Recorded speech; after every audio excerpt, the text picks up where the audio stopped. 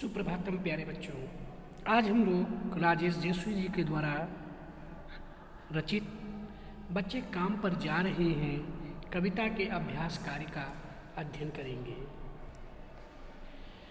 प्रश्न नंबर 1, कविता की पहली दो पंक्तियों को पढ़ने तथा विचार करने से आपके मन में जो चित्र उभरता है उसे लिखकर व्यक्त कीजिए। उत्तर, कविता की पहली दो पंक्तियों को पढ़ने से हमारे मन में कुछ गरीब बच्चों की अत्यंत दयनीय स्थिति का चित्र उभरता है। आर्थिक स्थिति के खराब होने के कारण उनका बचपन खो गया है। अपनी तथा अपने परिवार की जिम्मेदारियों को उठाते ये दो हाथ निरंतर क्रियाशील हैं। इनकी आंखों में कुछ सपने हैं जिन्हें पूरा करने में ये असमर्थ हैं। प्रश्न नंबर 2, कवि का मानना है कि बच्चों के काम पर जाने की भयानक बात को विवरण की तरह ना लिखकर सवाल के रूप में पूछा जाना चाहिए कि काम पर क्यों जा रहे हैं बच्चे।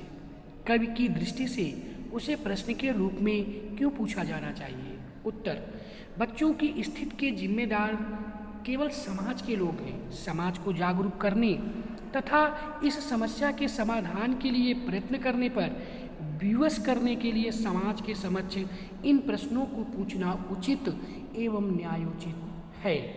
प्रश्न नंबर 3, सुविधा और मनोरंजन के उपकरणों से बच्चे वंचित क्यों हैं। उत्तर, सुविधा और मनोरंजन के उपकरणों से वंचित होने का एकमात्र कारण समाज में व्याप्त वर्ग भेद है। निम्न श्रेणी के बच्चों की आर्थिक स्थिति खराब है। अपने परिवार का भरण पोषण करने के लिए वे आय का जरिया मात्र बनकर रह गए हैं। जहाँ जीविका के लिए आर्थिक तंगी हो वहाँ मनोरंजन के साधन तथा जीवन के अन्य सुख सुविधाओं की कल्पना करना भी असंभव जान पड़ता है। प्रश्न नंबर 4, दिन प्रतिदिन के जीवन में हर कोई बच्चों को काम पर जाते देख रहा है, फिर भी किसी को कुछ अटपटा नहीं लगता है। इस उदासीनता के क्या कारण हो सकते हैं। उत्तर, आज का मनुष्य इतना आत्मकेंद्रित हो चुका है कि उसके पड़ोस की घटना की खबर भी उसे कभी कभी ही लगती है। मनुष्य अपनी परेशानियों को सुलझाने में इतना व्यस्त है कि किसी और की परेशानी की तरफ देखने तक की फुर्सत नहीं है। लोगों को कम कीमत में अच्छे श्रमिक मिल जाते हैं, इसलिए इसके विरुद्ध कदम उठाकर वे स्वयं को इस सुख से वंचित नहीं करना चाहते हैं।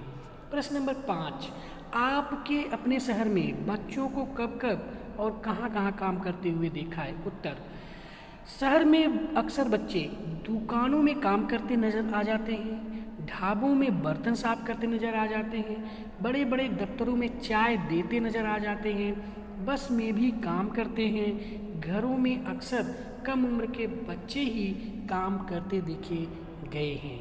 प्रश्न नंबर 6, बच्चों का काम पर जाना धरती के एक बड़े हादसे के समान क्यों है। उत्तर, आज के बच्चे कल का भविष्य हैं। यदि समाज में बच्चों की प्रगति पर अंकुश लगा दिया जाए तो देश का भविष्य अंधकारपूर्ण होगा। हमारा देश एक प्रगतिशील देश है।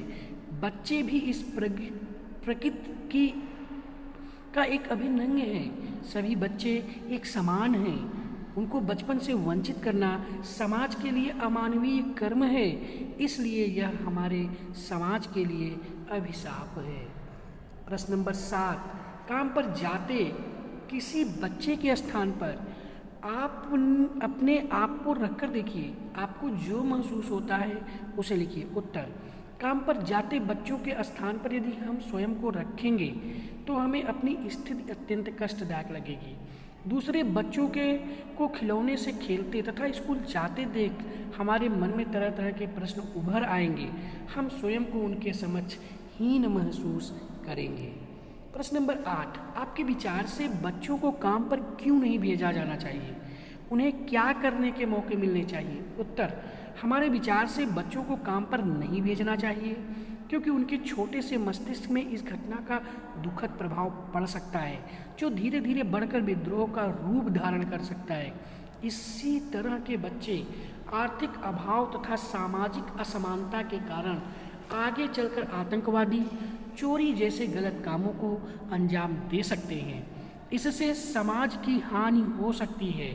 सबसे पहले तो समाज की यह कोशिश होनी चाहिए कि ऐसे बच्चों को अन्य सभी बच्चों की तरह पढ़ने लिखने तथा समाज के साथ आगे बढ़ने का मौका मिलना चाहिए, या फिर उनकी सहायता करने के लिए सरकार तथा समाज से सहायता की मांग करनी चाहिए। इस तरह से हम लोगों ने बच्चे काम पर जा रहे हैं पाठ के अभ्यास कार्य का अध्ययन किया। आज के लिए बस इतना ही। धन्यवाद।